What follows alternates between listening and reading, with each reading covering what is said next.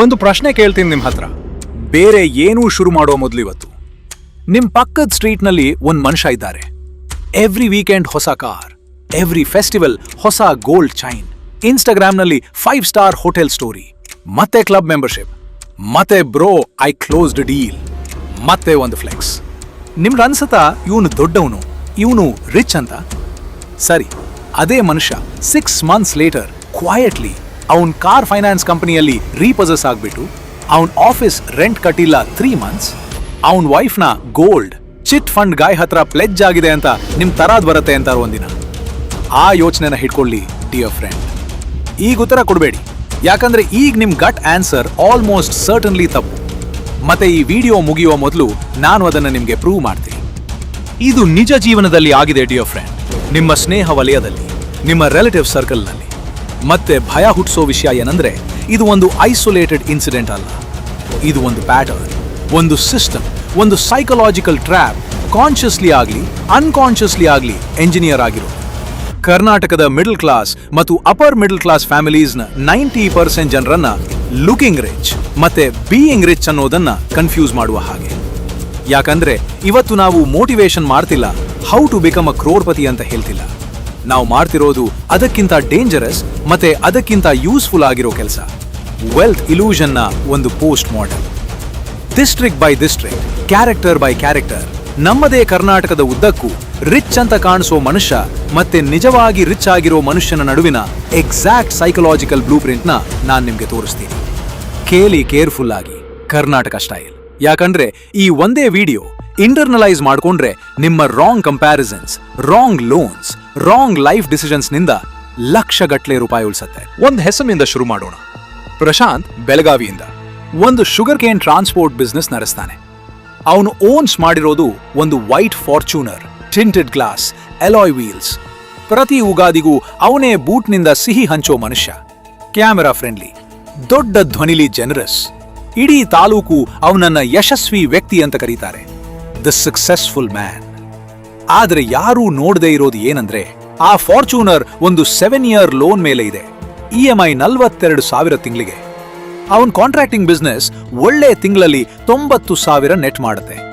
ಒಂದು ಅಗುಳು ಅಕ್ಕಿ ಕೊಳ್ಳೋ ಮೊದಲೇ ಅವನು ಈಗಾಗಲೇ ಕಾರ್ಗೆ 42,000, 22,000 ಸ್ಕೂಲ್ ಫೀಸ್, 68,000 JCB EMI ಕಟ್ತಾ ಇದ್ದಾನೆ.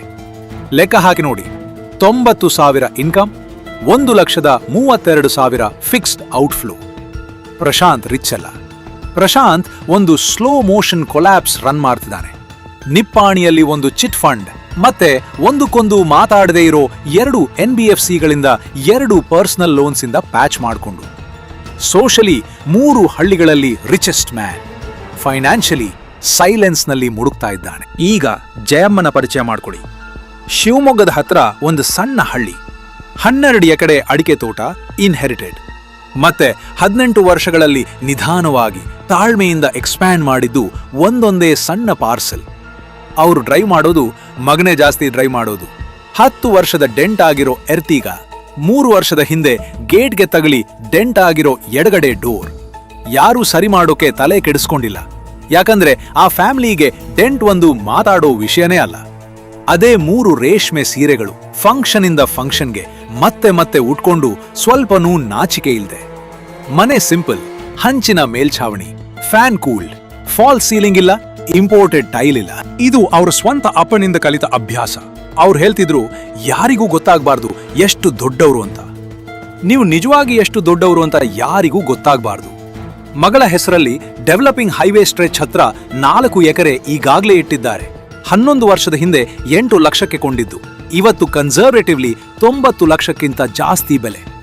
ಮತ್ತೆ ಪ್ರಶಾಂತ್ ಯಶಸ್ವಿ ವ್ಯಕ್ತಿ ಅಂತ ಪೂಜೆ ಆಗ್ತಿರೋ ಅದೇ ತಾಲೂಕಿನಲ್ಲಿ ಜಯಮ್ಮನ ಬಗ್ಗೆ ಮೆಲ್ಲಗೆ ಸ್ವಲ್ಪ ಕೀಲಾಗಿ ಆ ಹಸಿರು ತೋಟದ ಅಜ್ಜಿ ಅಂತ ಮಾತಾಡ್ತಾರೆ. ಕಂಜೂಸಿ, ದೀಪಾವಳಿಗೂ ಒಂದು ಹೊಸ ಸೀರೆ ಕೊಳ್ಳಲ್ಲ ಅಂತ. ನಮ್ಮ ಸಮಾಜವೇ ನಮ್ಮೇಲೆ ಆಡ್ತಿರೋ ಈ ಜೋಕ್ ಕಾಣಿಸ್ತಾ ಇದೆಯಾ? ಮುಲುಕ್ತಿರೋ ಮನುಷ್ಯನ್ನ ರಾಜನ ಥರ ಸೆಲೆಬ್ರೇಟ್ ಮಾಡ್ತಾರೆ.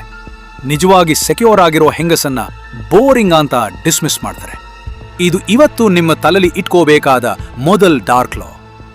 ವಿಸಿಬಲ್ ಸ್ಪೆಂಡಿಂಗ್ ಮತ್ತೆ ಇನ್ವಿಸಿಬಲ್ ವೆಲ್ತ್ ಒಂದೇ ಮನೆಯಲ್ಲಿ ಆಲ್ಮೋಸ್ಟ್ ಎಂದೂ ಇರಲ್ಲ. ಬರ್ಕೊಳ್ಳಿ ಇದನ್ನ. ಯಾರು ನಿಜವಾಗಿ ರಿಚ್ ಅಂತ ನಿಮ್ಮ ಗೊಂದಲ ನಿಮ್ಮ ಫ್ಯಾಮಿಲಿ ಗ್ರೂಪ್ನಲ್ಲಿ, ನಿಮ್ಮ ಸ್ಟ್ರೀಟ್ನಲ್ಲಿ, ನಿಮ್ಮ ಆಫೀಸ್ನಲ್ಲಿ. ಈ ಒಂದು ವಾಕ್ಯನ ನೀವು ಒಪ್ಕೊಂಡ ಕ್ಷಣ ಅರ್ಧ ಗೊಂದಲ ಕರಗಿ ಹೋಗುತ್ತೆ. ಈ ಟ್ರಿಕ್ ಪ್ರತಿ ಸಲನೂ, ಪ್ರತಿ ಡಿಸ್ಟ್ರಿಕ್ಟ್ನಲ್ಲೂ, ಭಾಷೆ ಆಗ್ಲಿ, ಇನ್ಕಮ್ ಲೆವೆಲ್ ಆಗ್ಲಿ, ಏನೇ ಇರ್ಲಿ, ನಮ್ಮ ಮೇಲೆ ಯಾಕೆ ಕೆಲಸ ಮಾಡುತ್ತೆ? ಎವಲ್ಯೂಷನರಿ ಬಯಾಲಜಿಯಿಂದ ಒಂದು ಕಾನ್ಸೆಪ್ಟ್ ಇದೆ, ಕಾಸ್ಟ್ಲಿ ಸಿಗ್ನಲಿಂಗ್ ಅಂತ. ನವಿಲು ದೊಡ್ಡ ಗರಿ ಬಿಚ್ಚಿ ನನ್ನ ಹತ್ರ ವೇಸ್ಟ್ ಮಾಡಕ್ಕೆ ಸಾಕಷ್ಟು ರಿಸೋರ್ಸ್ ಇದೆ ಅಂತ ಬ್ರಾಡ್ಕಾಸ್ಟ್ ಮಾಡೋ ಥರಾನೇ ಪ್ರಶಾಂತ್ ಪ್ರತಿ ಗಣೇಶ ಹಬ್ಬಕ್ಕೂ ತನ್ನ ಫಾರ್ಚುನರ್ ಬೂಟಿಂದ ಸಿಹಿ ಹಂಚಿದಾಗ ಆಳವಾದ ಸಬ್ ಕಾನ್ಶಿಯಸ್ ಲೆವೆಲ್ನಲ್ಲಿ ಒಂದು ಕಾಸ್ಟ್ಲಿ ಸಿಗ್ನಲ್ ಪರ್ಫಾರ್ಮ್ ಮಾಡ್ತಿದ್ದಾನೆ. ಬದಲಾಗಿರೋ ಒಂದೇ ಒಂದು ವಿಷಯ, ಡಿಯರ್ ಫ್ರೆಂಡ್, ಮತ್ತೆ ಇದೇ ಟ್ರ್ಯಾಪ್.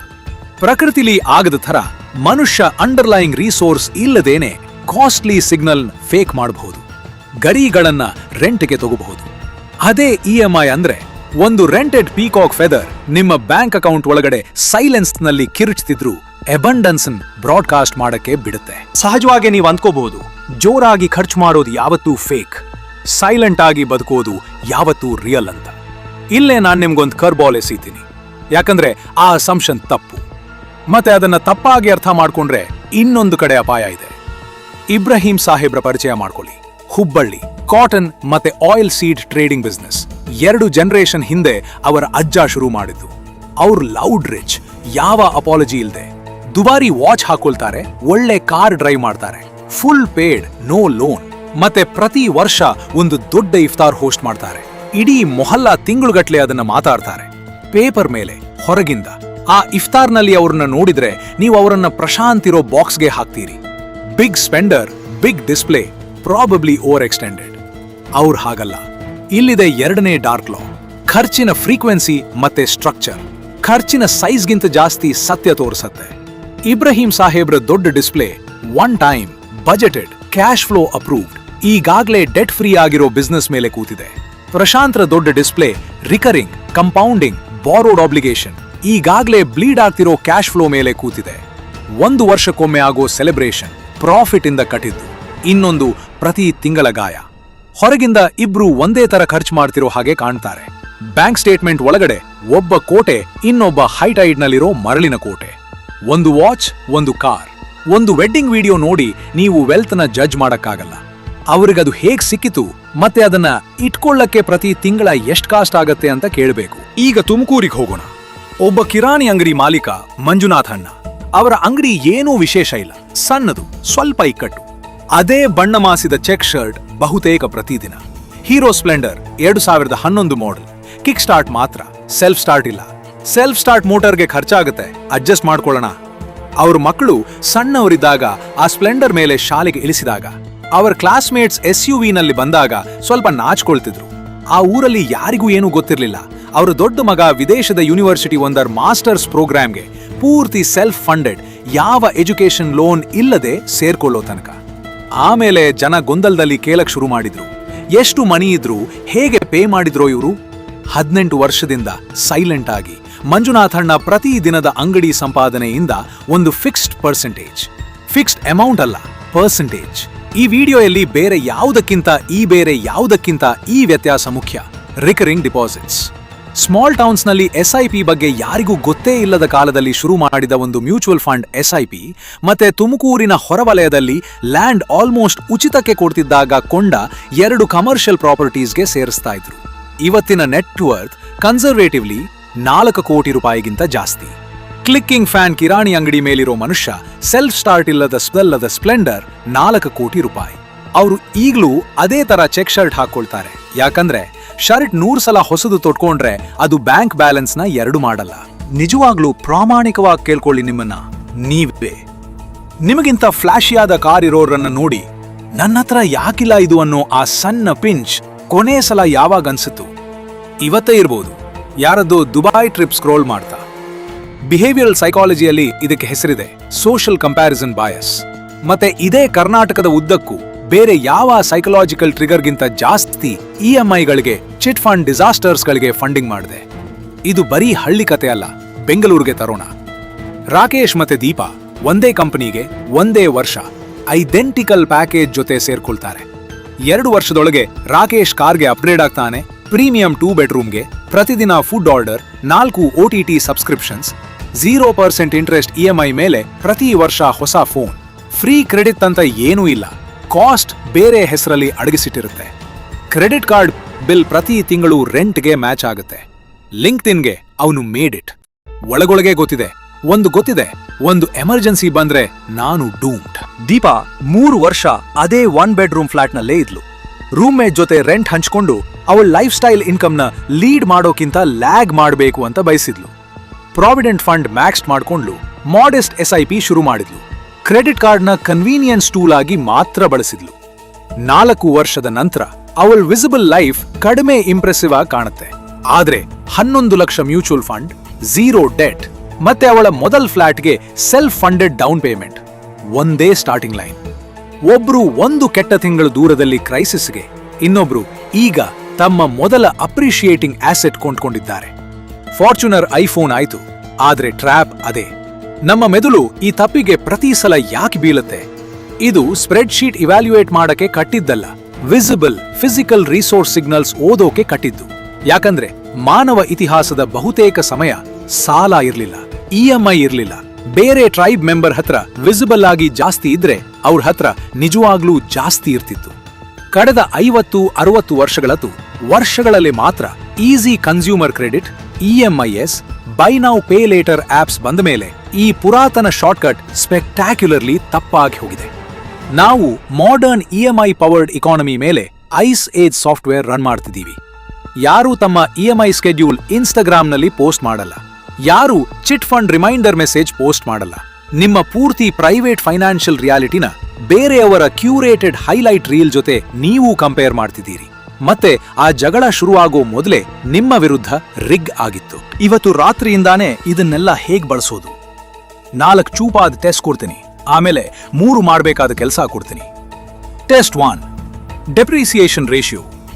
ಒಬ್ಬರ ವಿಸಿಬಲ್ ಆಸ್ತಿಲಿ ಎಷ್ಟು ಕೊಂದ ಕ್ಷಣ ವ್ಯಾಲ್ಯೂ ಕಲ್ಕೊಳ್ಳುತ್ತೆ, ಎಷ್ಟು ಅಪ್ರಿಶಿಯೇಟ್ ಆಗುತ್ತೆ. ಪ್ರಶಾಂತ್ರ ಫಾರ್ಚುನರ್ ಶೋರೂಮ್ ಇಂದ ಹೊರಡೋ ದಿನಾನೇ 20% ವ್ಯಾಲ್ಯೂ ಕಲ್ಕೊಳ್ಳುತ್ತೆ. ಜಯಮ್ಮನ್ ಲ್ಯಾಂಡ್, FDS ನಿಧಾನವಾಗಿ ಅಪ್ರಿಶಿಯೇಟ್ ಆಗ್ತಾವೆ. 90% ಡೆಪ್ರಿಶಿಯೇಟಿಂಗ್ ವಿಸಿಬಲ್ ಲೈಫ್ ಸ್ಟೈಲ್. ಫೋಟೋಗಳು ಎಷ್ಟೇ ಚೆನ್ನಾಗಿದ್ರೂ ವೆಲ್ತ್ ಅಲ್ಲ. Test 2, recovery time test. Income ನಾಳೆ ನಿಂತ್ರೆ ರಿಯಲ್ ಕ್ರೈಸಿಸ್ ಬರೋಕೆ ಎಷ್ಟು ತಿಂಗಳು?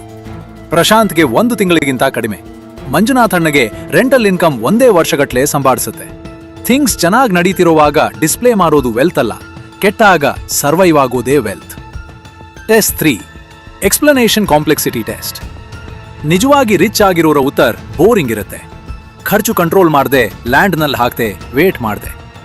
ಫೇಕ್ ರಿಚ್ ಮನುಷ್ಯನ ಕೇಳಿದ್ರೆ ಈ ಡೀಲ್ ಕ್ಲೋಸ್ ಆಗೋ ಹಂತದಲ್ಲಿದೆ ಅಂತ ಎಕ್ಸೈಟಿಂಗ್, ಆದ್ರೆ ನಂಬರ್ಸ್ ಬಗ್ಗೆ ವೇಗ್ ಉತ್ತರ ಸಿಗುತ್ತೆ. ಫೇಕ್ ವೆಲ್ತ್ಗೆ ನೆರೆಟಿವ್ ಬೇಕು, ಯಾಕಂದ್ರೆ ಆ narrative a product. Test 4, reaction to loss test. ಕೆಟ್ಟದಾದಾಗ ಒಬ್ರು ಸೈಲೆಂಟ್ ಆಗಿ ಅಡ್ಜಸ್ಟ್ ಮಾಡ್ತಾರಾ ಅಥವಾ ಪ್ಯಾನಿಕ್ ಆಗಿ ಇನ್ನೂ ದೊಡ್ಡ ವಿಸಿಬಲ್ ಪರ್ಚೇಸ್ ಮಾಡ್ತಾರಾ ಪ್ರಪಂಚಕ್ಕೆ ಪ್ರೂವ್ ಮಾಡಕ್ಕೆ? ಆ ಡಿಫೆನ್ಸಿವ್ ಸ್ಪೆಂಡಿಂಗ್ ಫ್ರಾಜೈಲ್ ವೆಲ್ತ್ನ ಅತ್ಯಂತ ರಿಲಯಬಲ್ ಸೈನ್. ಇವತ್ತು ರಾತ್ರಿಯಿಂದ ಮಾಡಬೇಕಾದ 2 ವಿಷಯ. 1, ಆ ಪಿಂಚ್ ಬಂದಾಗ 3 ಸೆಕೆಂಡ್ ಪಾಸ್ ಮಾಡಿ ಈ ಟೆಸ್ಟ್ನ ತಲೆಯಲ್ಲಿ ರನ್ ಮಾಡಿ. ಕೇಲೋ ಆಕ್ಟ್ ಒಂದೇ NV ಲೂಪ್ ಹೊಡೆಯುತ್ತೆ. 2, ಫಿಕ್ಸ್ಡ್ ಪರ್ಸೆಂಟೇಜ್ ಡಿಸಿಪ್ಲಿನ್. ಹಣ ಕೈಗೆ ಬಂದ ಕ್ಷಣ ನಿಮ್ಮ ಮೆದುಳಿಗೆ ವೋಟ್ ಕೊಡೋ ಮೊದಲೇ ಒಂದು ಫಿಕ್ಸ್ಡ್ ಪರ್ಸೆಂಟೇಜ್ ಮೂವ್ ಮಾಡಿ. ತಿಂಗಳ ಕೊನೆಯಲ್ಲಿ ಉಳಿದಿದ್ದು ಅಲ್ಲ, ಯಾಕಂದ್ರೆ ಲೈಫ್ ಸ್ಟೈಲ್ ಯಾವಾಗ್ಲೂ ಇನ್ಕಮ್ನ ಸ್ವಾಲೋ ಮಾಡ್ಕೊಳ್ಳೋ ಹಾಗೆ ಬೆಳೀತಾ ಇರುತ್ತೆ. ಈ ವಿಡಿಯೋ ಮುಗಿದ ಮೇಲೂ ನಿಮ್ಮ ಜೊತೆ ಉಳಿಯೋ ಕಥೆ ಈಗ ಹೇಳ್ತೀನಿ, ಯಾಕಂದ್ರೆ ನಾನ್ ನಿಮ್ಗೆ ಒಂದು ಟ್ವಿಸ್ಟ್ ಹೇಳ್ತೀನಿ ಅಂತ ಪ್ರಾಮಿಸ್ ಮಾಡಿದ್ದೆ. ಇದೇ ಆ ಟ್ವಿಸ್ಟ್. ಶಾರದಮ್ಮ ಚಿಕ್ಕಮಗಳೂರಿನ ಹತ್ರ ಒಂದು ಹಳ್ಳಿ. ಸುಮಾರು 22 ವರ್ಷಗಳ ಕಾಲ 3 ಮನೆಯಲ್ಲಿ ಡೊಮೆಸ್ಟಿಕ್ ಹೆಲ್ಪ್ ಆಗಿ ಕೆಲಸ ಮಾಡಿದ್ರು. ಅಡಿಗೆ, ಮನೆ ಕ್ಲೀನ್, ಬಟ್ಟೆ ಒಗಿಬೇಕು, ಸಣ್ಣದು, ಏನೂ ವಿಶೇಷ ಇಲ್ದ ಇನ್ಕಮ್ ಸಂಪಾದಿಸ್ತಾ.